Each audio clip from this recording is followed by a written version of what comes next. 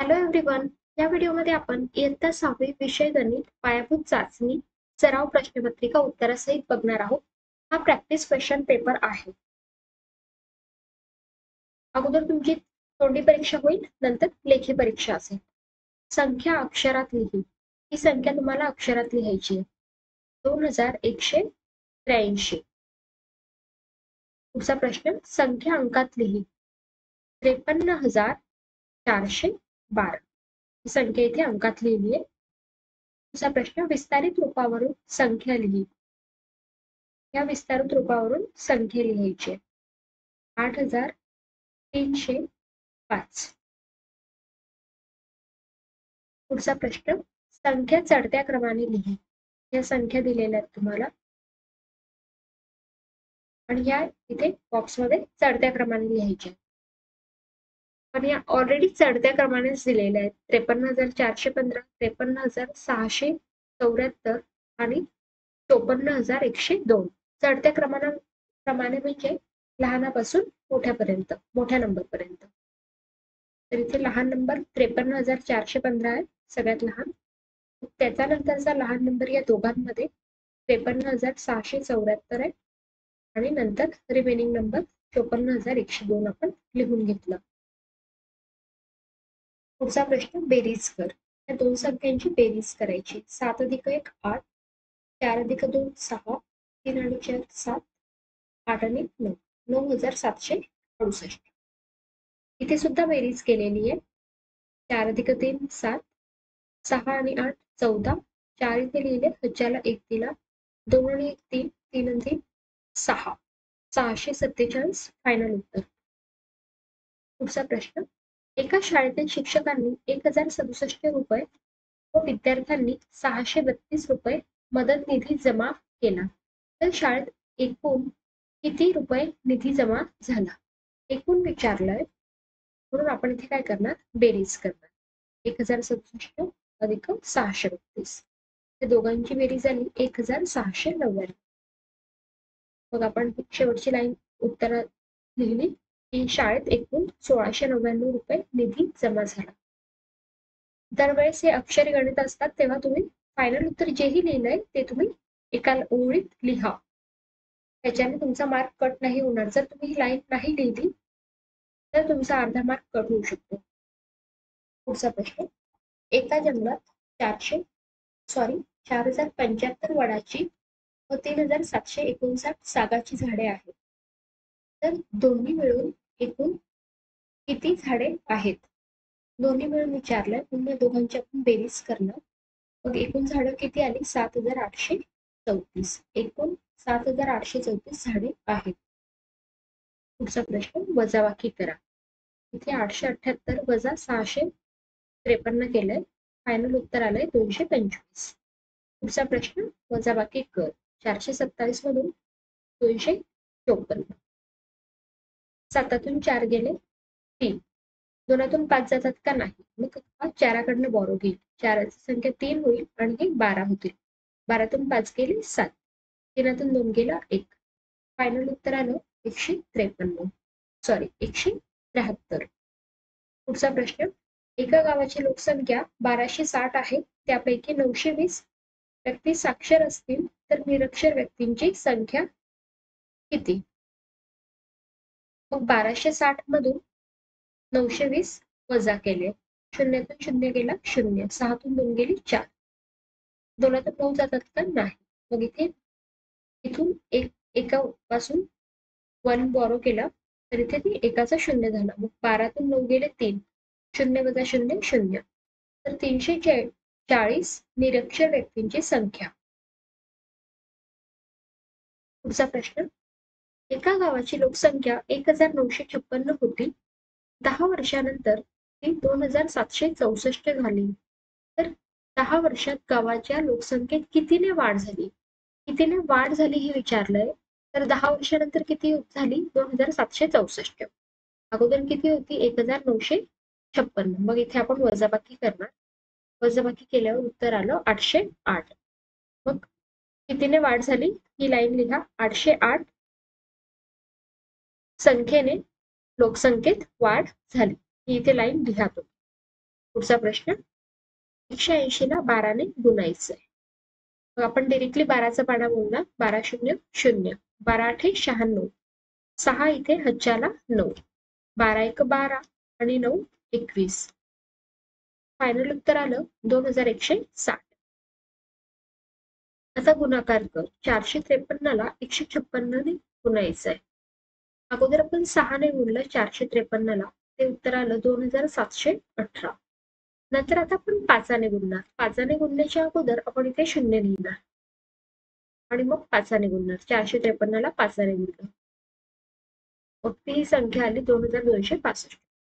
मग आता आपण एकाने गुणणार. एकाने गुणण्याच्या अगोदर इथे 2 शून्य लिहिले, नंतर एकाने गुणिले. नंतर या तिघ संख्यांची आपण बेरीज करणार. फायनल उत्तर आलं 70,668. हे इथे मी हज्जाचे नंबर्स इथे लिहिलेले आहेत. पुढचा प्रश्न, एका शाळेला 8 सायकली याप्रमाणे 217 शाळांना सायकली वाटल्या तर एकूण किती सायकली वाटल्या? मग 217 शाळांना सायकली वाटल्या आणि एका शाळेला 8, मग आपण 217 ला 8 ने गुणणार. उत्तर आलं 1736. एकूण 1736 सायकली वाटल्या. पुढचा प्रश्न, एका मोबाईलची किंमत 6250 रुपये असल्यास अशा 35 मोबाईलची किंमत किती? एका मोबाईलची किंमत आहे 6250 आणि अशा 35 मोबाईलची किंमत काढायची. 6250 ला आपण 35 ने गुणणार. तर फायनल उत्तर आलं 2,18,750. 35 मोबाईलची किंमत 2,18,750 रुपये. पुढचा प्रश्न, भागाकार कर. 863 ला 4 ने भागायचं. मग आपण इथे लिहिले 863 आणि ते 4. मग आता अगोदर आपण 8 ला भागणार. 4 दुने 8. 8 इथे लिहिले, 2 इथे लिहिले. 8तून 8 गेले 0, 6 खाली घेतले, 4 1 4, 6तून 4 गेले 2. 3 खाली घेतला, 23 झाले. 4 पंचे 20, 23 मधून 20 गेले 3, बाकी 3 उरली. भागाकार 215. पुढचा प्रश्न, भागाकार कर. 1280 ला 16 ने भागायचं. आता 128 ला आपण 16 ने भागणार. तर 16 8 128. 128 वजा 128 0. आता हा शून्य आपण खाली घेतला. 16 शून्य शून्य, इथे शून्य लिहिला, इथे शून्य केला, 0 वजा 0, बाकी 0 आणि इथे उत्तर आलं 80. पुढचा प्रश्न, एका संख्येला 5 ने गुणल्यास गुणाकार 810 येतो, तर ती संख्या कोणती? मग 810 ला 5 ने भागितल्यावर आपल्याला ती संख्या मिळेल. मग 810 ला आपण 5 ने भागितलं तर उत्तर आलं 162. मग ती संख्या असणार आहे 162. पुढचा प्रश्न, 545 किलोमीटर वेगाने 360 किलोमीटर अंतर जाण्यासाठी किती वेळ लागेल? वेळेचं सूत्र आपल्याला माहिती आहे, वेळ बरोबर अंतर भागिला वेग. मग अंतर किती येते? 360. 360 इथे लिहिलं. वेग किती? 45. 360 ला 45 ने भाग दिला तर 8 तास उत्तर आलं. फायनल आन्सर 8 तास वेळ लागेल. पुढचा प्रश्न, 24 या संख्येचे कोणतेही 2 विभाजक लिही. म्हणजे 24 या संख्येला ज्या ज्या संख्येने भाग जातो त्यांच्यापैकी 2 लिहायचे आहेत आपल्याला. मग मी 2 आणि 6 लिहिली आहे. तुम्ही 4 आणि 3 सुद्धा लिहू शकता, किंवा 8 आणि 4 सुद्धा लिहू शकतात. 12 आणि 2 सुद्धा लिहू शकतात. पुढचा प्रश्न, 15 ही संख्या रोमन संख्या चिन्हातली 10 अधिक 5. 10 साठी x आणि 5 साठी v, xv. xv म्हणजे काय? 15. समूळ संख्यांची कोणती एक जोडी लिही? मी समूळ संख्यांची जोडी लिहिली आहे 3 आणि 4. पुढचा प्रश्न, 203 या अपूर्णांकाच्या सममूल्य अपूर्णांकाला गोल कर. मग इथे सममूल्य अपूर्णांक कोण आहे? 203 ला 6/9. आता 203 ला जर आपण 200 इथे पण 3 आणि इथे पण 3 गुणलं तर व्यतिरिक्त 6 आणि 9 म्हणजे तीच किंमत राहते. अंशाला पण आणि छेदाला पण 3 ने गुणल्यावर मग 6/9 हा सममूल्य अपूर्णांक आहे. पुढचा प्रश्न, दिलेल्या अपूर्णांकाचे समछेद अपूर्णांकात रूपांतर कर. समछेद म्हणजे दोघांचा छेद सारखा असणे करायचा आपल्याला, म्हणजे 2/3 आणि 4/5 चा छेद सारखा करायचा आहे. मग 3 आणि आपण क्रॉस मल्टिप्लिकेशन करू शकतो. इथे 2/3 ला इथे अंश आणि छेदाला 5 ने आपण गुणलं तर ते 10/15 आलं. 5 दुने 10, 5 त्रिक 15. आता 4/5 ला इथे 15 येण्यासाठी आपण 3 ने गुणणार. मग 4/5 गुणिला 3 गुणिला 3, 4 त्रिक 12, 5 त्रिक 15. आता बघा इथे 10/15 झालेला आहे आणि हा 4/5 12/15 झालेला आहे आणि दोघांचा छेद सारखा आहे, समछेद करायचा होता. फायनल उत्तर 10/15 आणि 12/15. पुढचा प्रश्न, बेरीज कर. या दोन अपूर्णांकांची बेरीज करायची. दोघांचा पाया छेद सारखा आहे म्हणून आपण अंशाची बेरीज करणार. 2 + 5 भागिले 7. 7/7. 7/7 1 येतं किंवा 7/7 लिहिलं तरी चालेल. 313 वजा 213. छेद सारखा आहे मग 13 इथे लिहिणार. 3 वजा 2, 3 वजा 2 1 छेद 13, 1/13. पुढचा प्रश्न, बेरीज करायची आहे इथे. 1/7 अधिक 5/3. पण आता इथे छेद सारखा नाहीये, आपल्याला छेद सारखा करावा लागेल. तर इथे आपण 3 ने गुणणार आणि इथे आपण 7 ने गुणणार. मग इथे जर 3 ने गुणणार आहे तर अंशाला पण 3 ने गुणणार. 1 गुणिला 3, 7 गुणिला 3 बरोबर. अधिक हा 5/3 लिहिला, इथे आपण 7 ने गुणणार आहे. गुणिला 7 गुणिला 7. मग 3 1 3, 7 त्रिक 21, 7 5 35, 7 त्रिक 21 बरोबर. 3 अधिक 35 38, 38/21. वजाबाकी कर. इथे पण छेद सारखा करून घ्यायचा आपल्याला. इथे आपण 2 ने गुणणार आणि इथे आपण 3 ने गुणणार. मग अंशाला पण 3 ने आणि इथे 2 ने गुणलं तर इथे सुद्धा अंशाला सुद्धा 2 ने. मग 2 गुणिला 2, 3 गुणिला 2 वजा 1 गुणिला 3, 2 गुणिला 3. 2 गुणिला 2 4, 3 गुणिला 3, 3 गुणिला 2 6. 3 1 3, 3 दुने 6. आता छेद सारखा आहे. मग 4तून 3 गेला 1, 6, 1/6. तुम्ही ही स्टेप अशी सुद्धा लिहू शकता. 4 वजा 3 बरोबर 1/6. आता आकृतीचे निरीक्षण कर व चौकटी त्यापेक्षा मोठे, त्यापेक्षा लहान, बरोबर यापैकी योग्य चिन्ह लिही. मग आता इथे आकृतीत तुम्हाला कळतंय की हा नंबर मोठा आहे म्हणून त्यापेक्षा मोठे. ते पण बघा जास्त भाग इथे रंगवलेला आहे म्हणून 203 मोठा आहे 204 पेक्षा. पुढचा प्रश्न, 5.25 रुपये आणि 1.5 रुपये बेरीज करायची आहे. 6.25 म्हणजेच किती? 6.25 रुपये. एका शहराचे मागील वर्षी सरासरी तापमान 25.2 डिग्री सेल्सिअस होते. या वर्षी 26.4 डिग्री सेल्सिअस झाले. तर सरासरी तापमानात किती वाढ झाली? किती वाढ झाली म्हणून आपण इथे 26.4 डिग्री सेल्सिअस मधून 25.2 डिग्री सेल्सिअस आपण वजा करणार. वजा केल्यावर उत्तर आलं 1.2 डिग्री सेल्सिअस. तापमानात 1.2 डिग्री सेल्सिअसने वाढ झाली. पुढचा प्रश्न, कोणत्या आकृतीत समांतर रेषा दिसतात त्या आकृतीचे नाव लिहा. समांतर रेषा कुठे दिसतात? बघा इथे दिसतात म्हणून बी या आकृतीचं नाव दिलं. ओ केंद्र असलेल्या वर्तुळात ए बी 6 सेंटीमीटर तर पी क्यू किती? आता दोघं पण व्यास आहेत. या व्यासची जर लांबी 6 सेंटीमीटर आहे तर ह्या व्यासची सुद्धा 6च येणार म्हणून 6 सेंटीमीटर.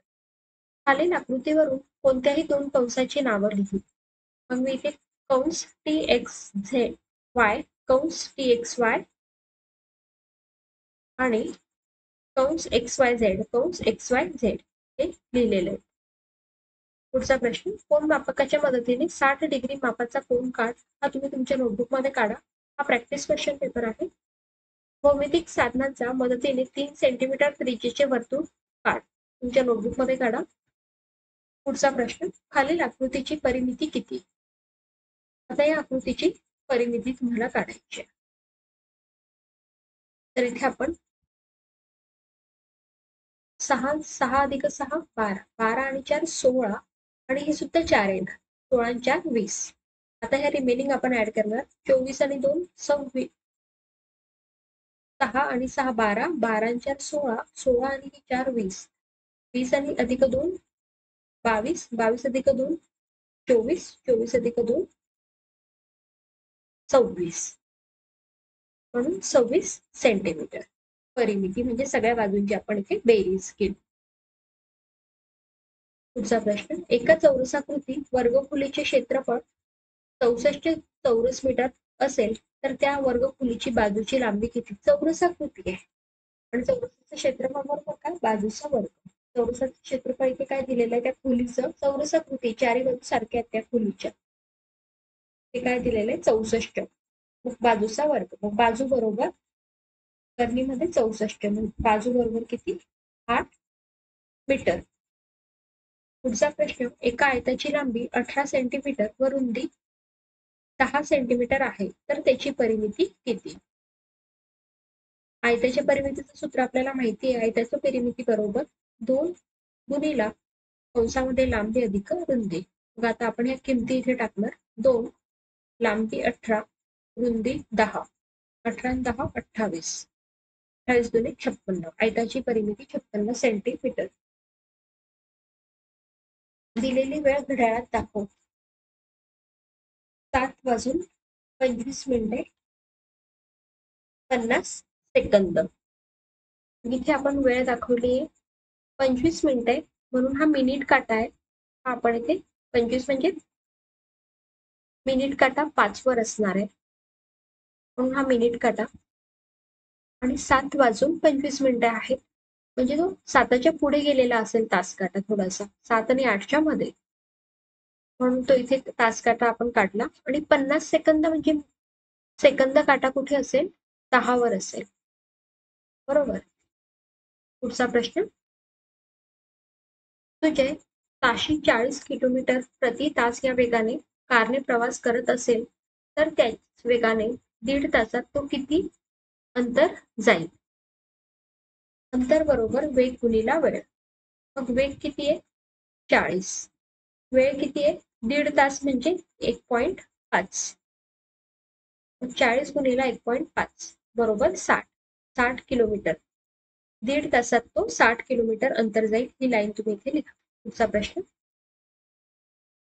एक सलवार शिवण्यासाठी 1 मीटर 80 सेंटीमीटर कापड लागतो व एक कुर्ता शिवण्यासाठी 2 मीटर 50 सेंटीमीटर कापड लागतो तर सलवार व कुर्ता शिवण्यास एकूण किती कापड लागेल. 2 मीटर आणि सेंटीमीटर हे आपण कॉलम करून घेतले. 1 मीटर आणि सेंटीमीटरच्या इथे लिहिलं 80. एक कुर्ता शिवण्यास 2 मीटर इथे लिहिलं आणि 50 सेंटीमीटर. या दोघांची आपण बेरीज केली. 0 अधिक 0 0 8 आणि 5 13 ह्याच्याला 1 2 आणि 1 3 आणि 4 म्हणजे एकूण 4 मीटर आणि 30 सेंटीमीटर कापड लागेल. पुढचा प्रश्न, कंसाचा उपयोग करून बेरीज 15 येईल अशा दोन संख्यांच्या जोड्या लिही. हा प्रश्न तुम्ही तुमच्या नोटबुक मध्ये सोडवा. पुढचा प्रश्न, कोणत्याही संख्येसाठी x हे अक्षर घेऊन पुढील गुणधर्म लिही. कोणत्याही संख्या आणि 0 यांचा गुणाकार 0 असतो. कोणतीही संख्या x आपण घेतली आहे आणि गुणिला 0 तर बरोबर 0 असतो. पुढचा प्रश्न, खालील विधान बरोबर होण्यासाठी पदावलीमधील चौकटीत योग्य चिन्ह लिही. तर इथे 5 गुणिला 4 20 होतात आणि इथे ग्रेटर दॅनचं चिन्ह आहे आणि म्हणजे 20 पेक्षाही हा नंबर मोठा असायला हवा. मग 7ला कितीने गुणल्यावर हा नंबर मोठा येईल. 7 चौक 28 ते 4 लिहिलं तरी चालेल पण सात्विक 21 3 लिहिलं तरी चालेल. 7×35 मी इथे 5 लिहित आहे. पुढचा प्रश्न 10 विद्यार्थ्यांसाठी स्माइली हे चित्र वापरून खालील माहितीच्या आधारे चित्रालेख काढा. सायकलने येणारे किती विद्यार्थी आहे? 20. आणि एका स्माइलीसाठी किती म्हटलेलं आहे? 10 विद्यार्थी. बरोबर. मग 20 काढायचे तर मग आपण इथे 2 स्माइली काढणार. हे 10 + 10 20 होणार. 10 विद्यार्थ्यांसाठी एक स्माइली आहे. आपल्याला 20 विद्यार्थ्यांची संख्या दाखवायची आहे. म्हणून 10 + 10 20. म्हणून इथे मी 2 स्माइली ड्रॉ केलेले आहेत. पुढचा प्रश्न शाळेत पायी येणाऱ्या विद्यार्थ्यांचे तेच प्रमाण घेऊन म्हणजे एका स्माइलीला 10 अशी दाखवली तर पायी येणाऱ्या विद्यार्थ्यांची संख्या किती? तर मग हे 10 + 10 20, 20 + 10 30. म्हणून इथे 30 उत्तर आहे. शेवटचा प्रश्न हा आकृतिबंध पूर्ण कर. तर इथे हा आकृतिबंध पूर्ण केलेला आहे. पुढचा प्रश्न कोणत्याही संख्येच्या मदतीने एक आकृतिबंध तयार कर. मग मी इथे संख्यांच्या